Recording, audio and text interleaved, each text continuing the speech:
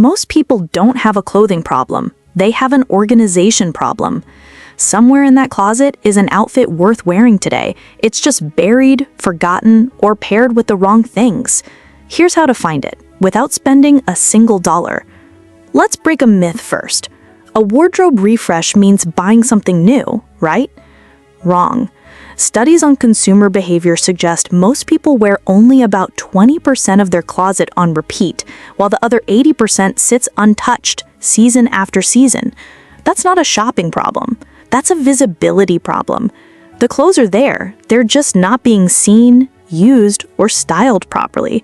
So the real question isn't what's missing, it's what's being ignored and why. Here's the 10-step process to fix that, using nothing but what's already hanging in the closet. Step 1, pull everything out.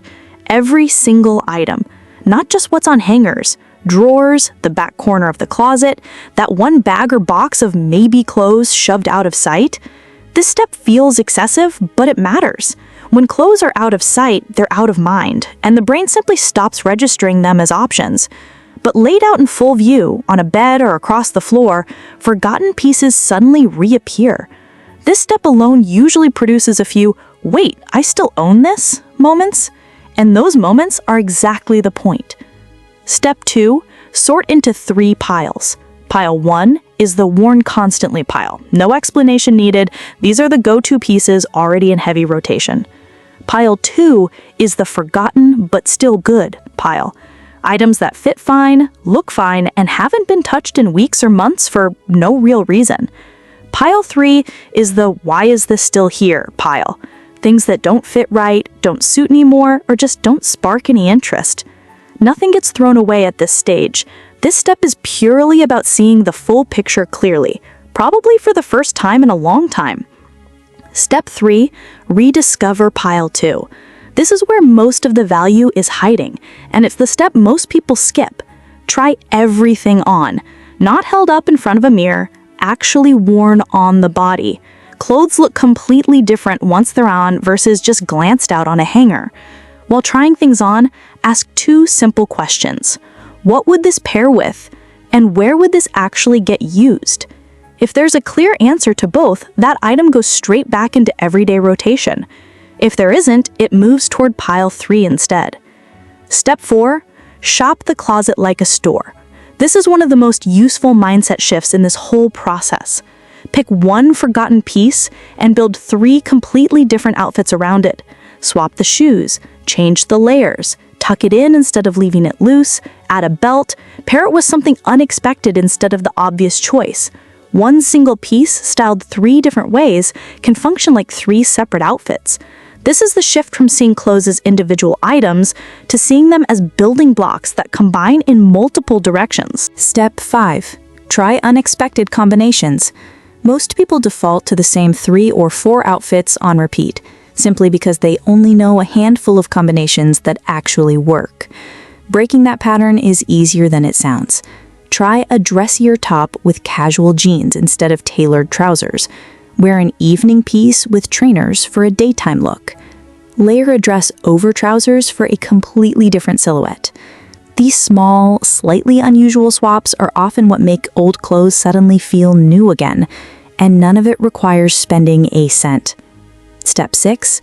Fix the small stuff. Sometimes a perfectly good item gets skipped for a small, easily fixable reason. A missing button, a hem that's slightly too long, a wrinkle that just needs steaming out, or a fabric that's gone slightly bobbly with wear. These are quick, low-cost fixes with a disproportionately big payoff. Something as simple as running a fabric shaver over an old sweater or taking 5 minutes to sew a button back on can bring a piece straight back into regular use. Step 7. Accessorize differently. Accessories are one of the most underused tools for transforming an outfit's entire feel. A belt reshapes a silhouette completely. A scarf can turn a plain, forgettable top into something that looks deliberate and put together. Different jewelry, different bag, even a different hairstyle can shift the whole vibe of an otherwise identical outfit. Before deciding to retire a piece out of boredom, it's worth trying to restyle it first. The fix is often smaller than expected. Step 8. Build outfit formulas. After going through all of the above, it helps to write down a handful of reliable outfit formulas using only existing pieces, something like jeans, plain top, blazer, or midi skirt, fitted top, ankle boots. These formulas remove the daily guesswork of standing in front of a closet feeling overwhelmed. Nothing new is being invented here. Everything is just being organized into combinations that are already proven to work. Step 9. Handle pile 3 properly. Now it's time to go back to that "why is this still here" pile. Some of these pieces might just need small alterations to fit properly again. Others genuinely don't suit anymore, and that's completely fine too. From here, there are a few good options: swapping pieces with friends, reselling items that still have value, or donating what's left. This step isn't about guilt over past purchases. It's purely about making space so that what remains in the closet is actually worn rather than just stored. Step 10. Rotate by season. Keeping an entire year's worth of clothing visible at once makes any wardrobe feel cluttered and overwhelming, even a small one. Storing away off-season pieces, even temporarily, even just in a box under the bed, makes the remaining wardrobe feel lighter, clearer, and far easier to get dressed from each morning. Nobody needs to be digging through heavy coats to find a summer dress, or vice versa. The main takeaway here: updating a wardrobe isn't about adding more. It's about paying closer attention to what's already there. It's incredibly easy to get pulled toward buying something new while completely ignoring the potential already sitting in the closet, unworn and forgotten. A real wardrobe refresh doesn't need a bank card.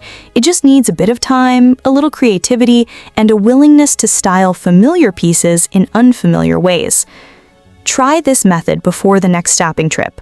More often than not, the outfit being searched for online was already hanging in the closet the whole time. It just needed to be rediscovered. If this helped, subscribe for more videos on style, mindful shopping, and making the absolute most of what's already there.